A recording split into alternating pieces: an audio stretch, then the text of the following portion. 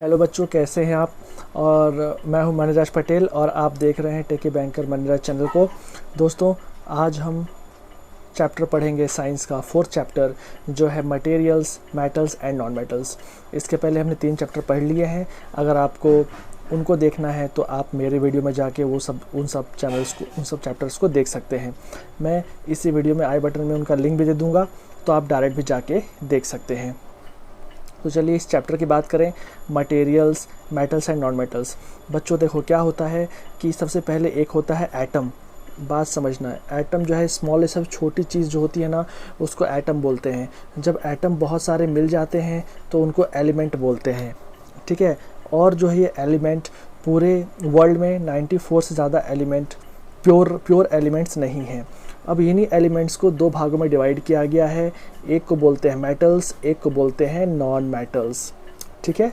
Metals and non metals. तो अभी क्या होते हैं, तो हम ऐसे मटेरियल्स किस मटेरियल को हम मेटल बोलेंगे, किस मटेरियल को नॉन मेटल बोलेंगे, ये डिपेंड करता है उनकी फ़िज़िकल प्रॉपर्टी और केमिकल प्रॉपर्टी पे। अब फिज़िकल प्रॉपर्टी में क्या क्या चीज़ें होती हैं, केमिकल प्रॉपर्टी में क्या क्या चीज़ें होती हैं, ये हम यहाँ पे पढ़ने वाले हैं। तो चलिए शुरू करते हैं। सबसे पहले देखिए, यहाँ पे कुछ मटेरियल दिए हुए हैं, आयरन, कोल, सल्फ़र, एल्युमिनियम, कॉपर। अब आप मुझे बताइए, इन मटेरियल में से अगर आप किसी को ठोकेंगे, पीटेंगे तो कौन बिल्कुल टूट जाएगा और कौन जो है पतली सी चादर में बन जाएगा या पतली सी तार में बन जाएगा। आप बताइए, आपको पता है इनमें से कौन सा क्या होगा। तो एग्ज़ाम्पल के लिए अगर आयरन की बात करूं तो यहाँ देखिए आयरन है, आयरन को ठोका पीटा जा रहा है तो वो जो है शीट में बदल जाएगा या लंबा हो जाएगा, वो टूटेगा नहीं। लेकिन यही कोल की बात करूं तो कोल क्या होगा कि वो टूट जाएगा, ठीक है। तो मेटल्स क्या होते हैं, यहाँ पे देखिए डेफिनेशन आ रही है, ठीक है। डेफिनेशन आ रही है। डेफिनेशन अभी हम नहीं बोलेंगे आपको, अभी हम ये बताएंगे कि इसमें से कुछ मेटल्स हैं और कुछ नॉन मेटल्स हैं। तो मेटल्स की हमने एक प्रॉपर्टी देख ली कि भैया मेटल जो है ठोकने पीटने से शीट में बदल जाते हैं, पतली पतली चादरों में बदल जाते हैं, और नॉन मेटल्स जो है टूट जाते हैं सब। अब बस आप थोड़ा इतना ध्यान रखिए। तो ये फिज़िकल प्रॉपर्टी के अंदर आता है, physical properties of metals and non metals, ठीक है। जैसे आप जानते हैं कि कोई आयरन है, आयरन को ठोक के जो है, जो लोहार होता है वो क्या बदला, वो कुल्हाड़ी और ये सब चीज़ें बना देता है, ठीक है। और यहाँ देखिए एक वर्ड आ रहा है मैलिबिलिटी। मैलिबिलिटी मतलब क्या होता है कि अगर कोई चीज़ को जब आप ठोकेंगे, बहुत सारा उसको हैमर करेंगे, तो वो जो है बिल्कुल पतली सी थी शीट में अगर बन जाए, पूरी शीट में कन्वर्ट हो जाए, तो उस प्रॉपर्टी को मैलिबिलिटी बोलते हैं।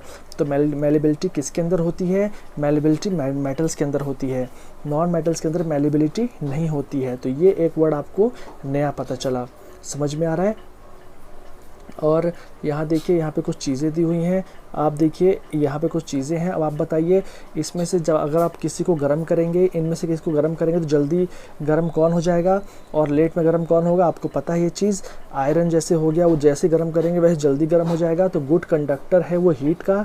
ऐसे ही कोल को गर्म करेंगे या किसी और को गर्म करेंगे, नॉन मेटल को गर्म करेंगे, लकड़ी को गर्म करेंगे तो थोड़ी देर में गर्म होगा। तो गुड कंडक्टर, कंडक्टिविटी। तो मेटल्स क्या होते हैं, good conductor of heat and electricity भी होते हैं। यहाँ पे ये बताया गया है। देखिए यहाँ पे एक्सपेरिमेंट किया गया है जिसमें ये आयरन का वो लिया गया है, नेल लिया गया है, और देखिए किस तरह से बैटरी अगर जब लगाई गई तो करंट पास होने लगा, मतलब आयरन का nail good conductor of electricity है। इतना आपको समझ में आया। फिर एक होता है दोस्तों डक्टिलिटी। डक्टिलिटी क्या होता है, ऐसी कोई चीज़, ये डक्टिलिटी एक प्रॉपर्टी होती है, मेटल की प्रॉपर्टी होती है। मतलब ऐसी कोई चीज़ अगर हम किसी चीज़ को खींचें तो वो वायर में, तार में बदल जाए या पतला हो जाए तो उसे डक्टिलिटी कहते हैं। तो ये किसके अंदर होता है, ये मेटल्स के अंदर होता है। Metals are ductile, non metals are non ductile, ठीक है। तो डक्टिलिटी प्रॉपर्टी भी मेटल्स के अंदर होती है। तो कोई आपसे पूछेगा कि व्हाट इज़ डक्टिलिटी, तो बोलिएगा कि ऐसी प्रॉपर्टी जिसमें हम अगर उस चीज़ को खींचेंगे या फिर ठोकेंगे तो वो वायर में कन्वर्ट हो जाती है, ठीक है। फिर एक प्रॉपर्टी दोस्तों सोनोरस।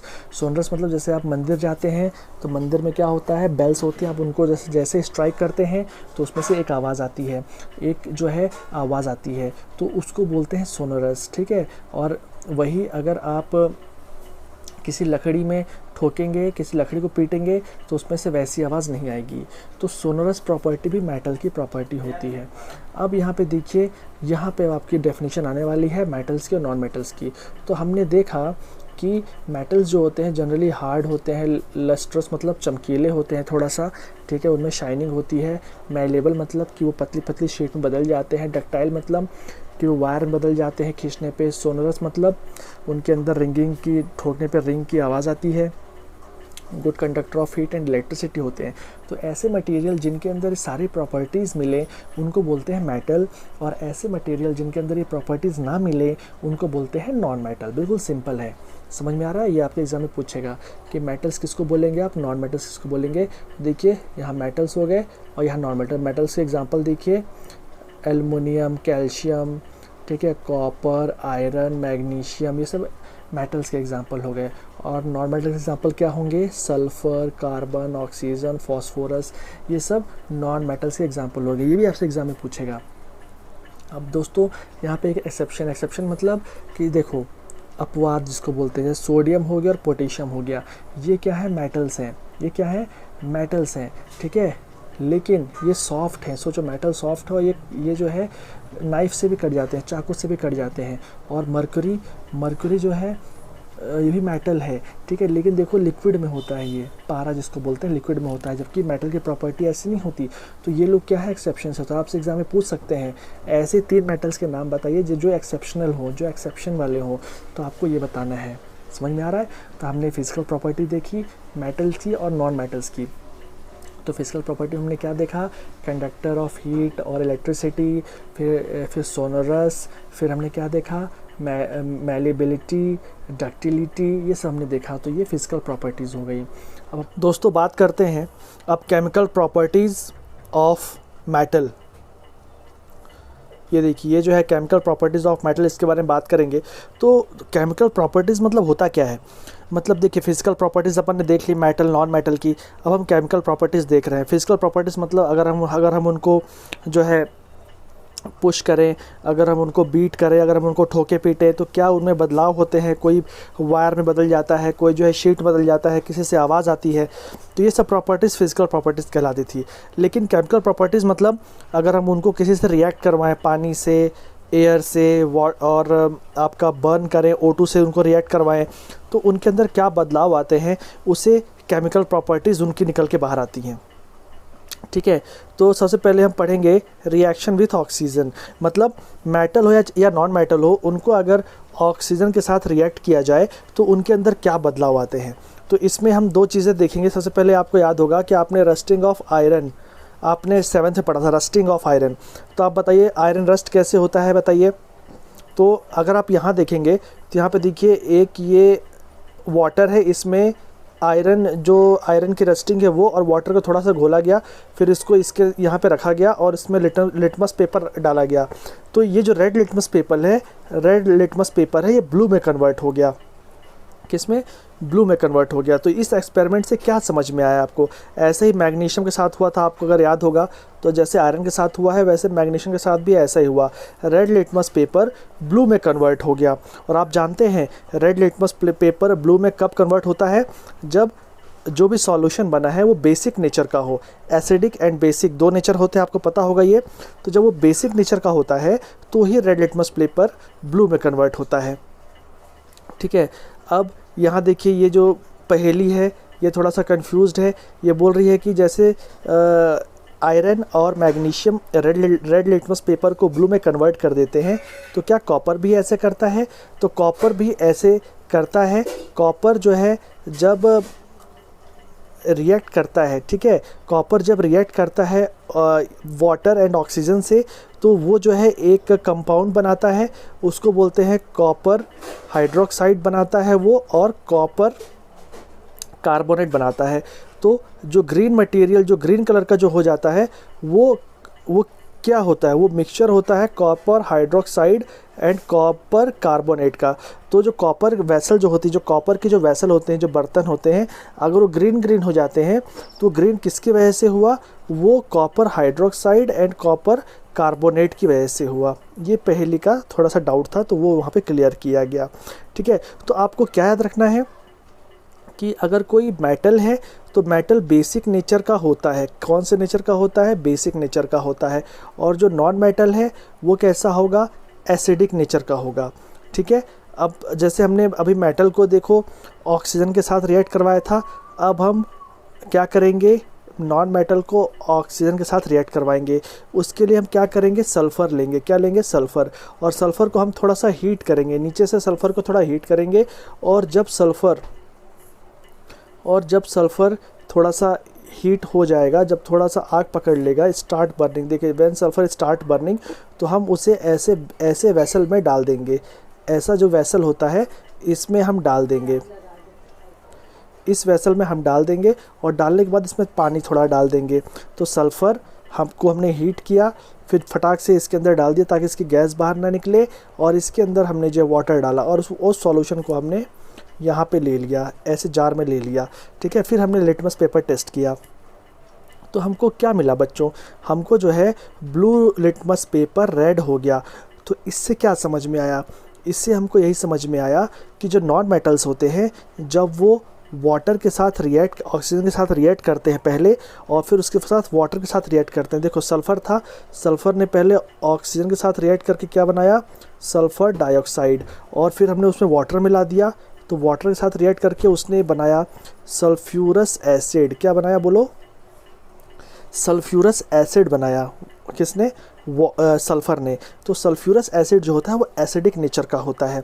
तो आपको क्या याद रखना है कि जो मेटल होते हैं वो बेस बनाते हैं, और जो नॉन मेटल होते हैं वो एसिड बनाते हैं। सल्फ्यूरस एसिड एक एसिड है, इतना याद रहेगा। और जो नॉन मेटल होते हैं वो एसिड बनाते हैं। तो ब्लू लिटमस पेपर किस में कन्वर्ट होगा? रेड में कन्वर्ट होगा। ठीक है, ये आपको समझ में आ गया। तभी हमने देखा रिएक्शन विथ ऑक्सीजन। अभी हमने क्या देखा था बच्चों? Reaction with oxygen. देखिए आपको मैं दिखाता हूँ, रिएक्शन विथ ऑक्सीजन हमने पहला पढ़ा केमिकल प्रॉपर्टीज़ में, रिएक्शन विथ ऑक्सीजन।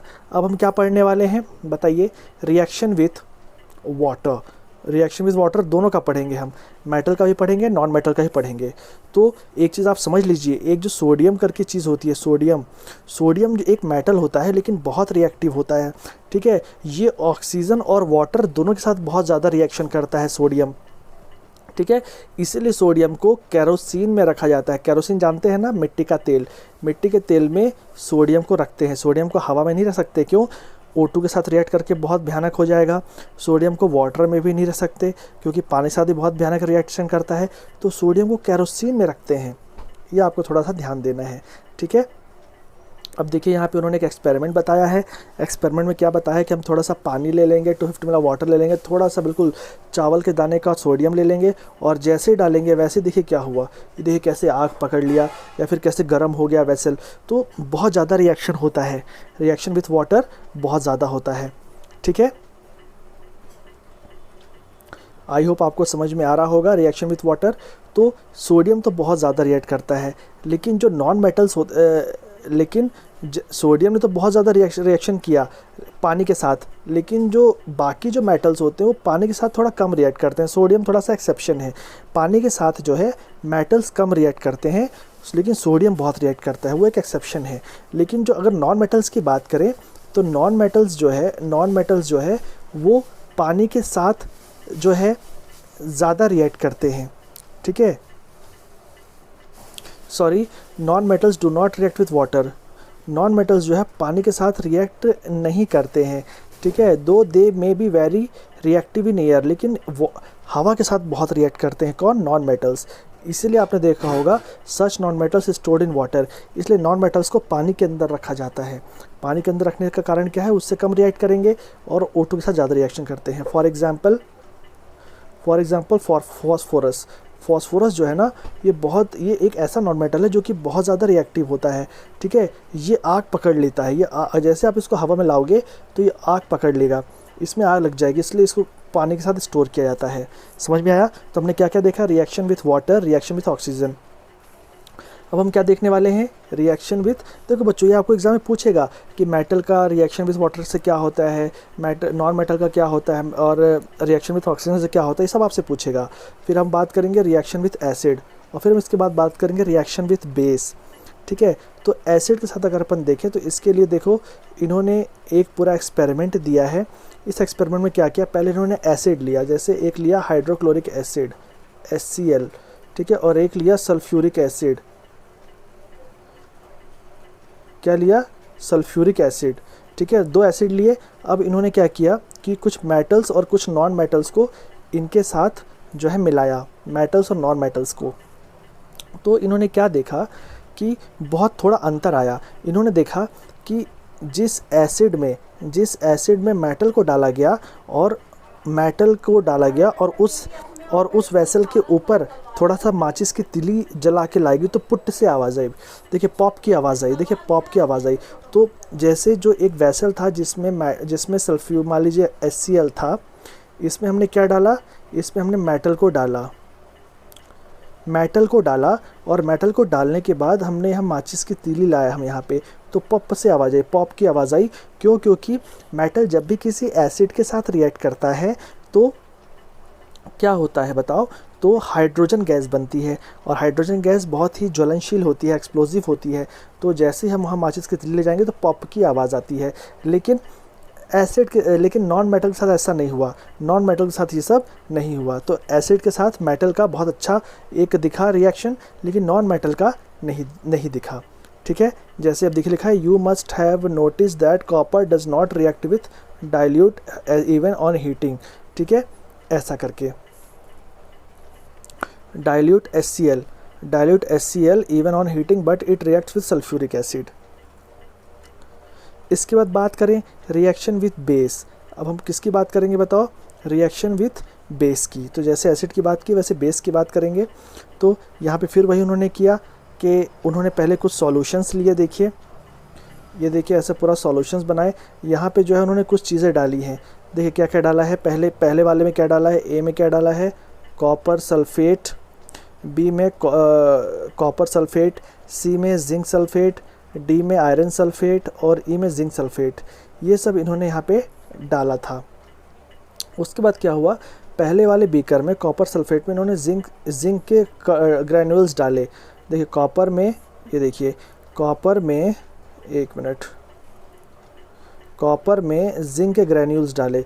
तो क्या हुआ, जो कॉपर सल्फेट था, कॉपर सल्फेट में से कॉपर हटा के जिंक ने ले लिया और कॉपर को अलग कर दिया। देखिए कॉपर नीचे बैठ गया है, यहाँ पे क्या हो गया, कॉपर नीचे बैठ गया है, ठीक है। ऐसे ही आयरन सल्फेट, देखिए यहाँ पे कॉपर सल्फेट में आयरन को डाला तो क्या हुआ, कॉपर अलग हो गया और आयरन जुड़ गया, ठीक है। और जब हमने इसका उल्टा क्या किया कि जिंक सल्फेट लिया, जिंक सल्फेट में कॉपर को डाला तो कुछ नहीं हुआ।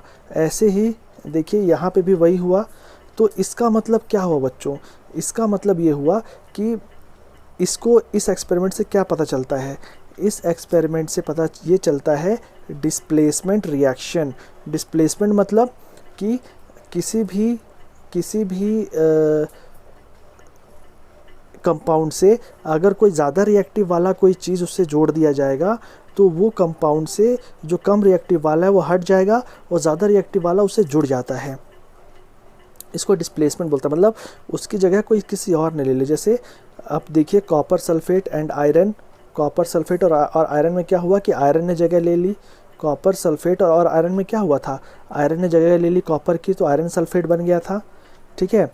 ऐसे ही देखिए कॉपर सल्फेट और zinc, copper sulphate plus zinc, तो क्या हो बताइए, कॉपर सल्फेट और जिंक जब जोड़ा गया तो जिंक सल्फेट बन गया, कॉपर अलग हो गया।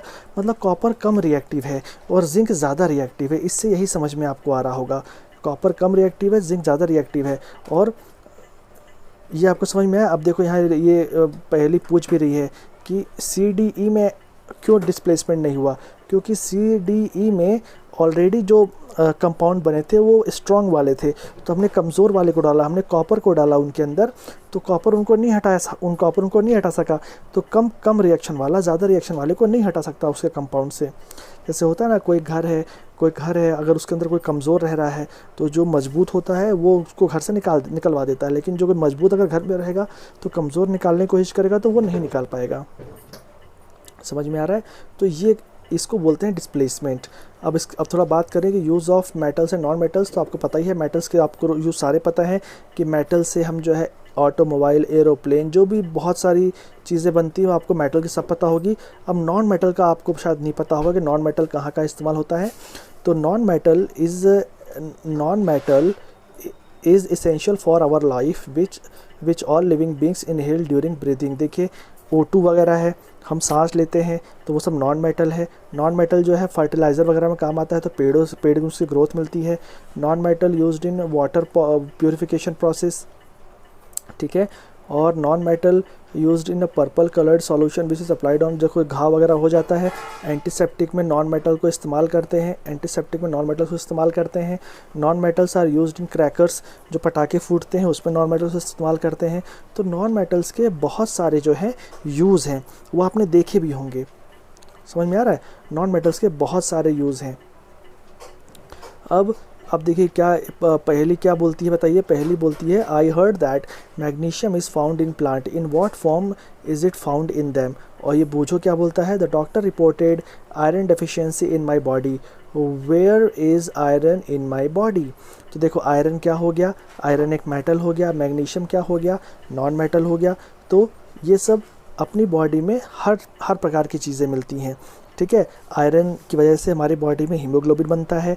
प्लांट में मैग्नीशियम वगैरह होता है, तो वो जो है जो प्लांट की ग्रोथ वगैरह में वो काम आता है।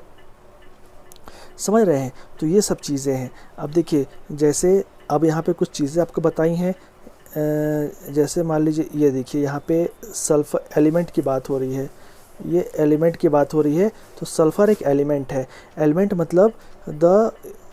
मतलब ऐसी चीज़ जो कि प्योर उसी से बनी हो, और एटम मतलब पूरे एलिमेंट में सबसे जो छोटा हिस्सा होगा उसे एटम कहेंगे। एटम के जुड़ने से एलिमेंट बनता है, ठीक है। और 2-3 एलिमेंट मिलने से क्या बनते हैं, कंपाउंड बनते हैं, ठीक है। तो ये आपको पता होगा।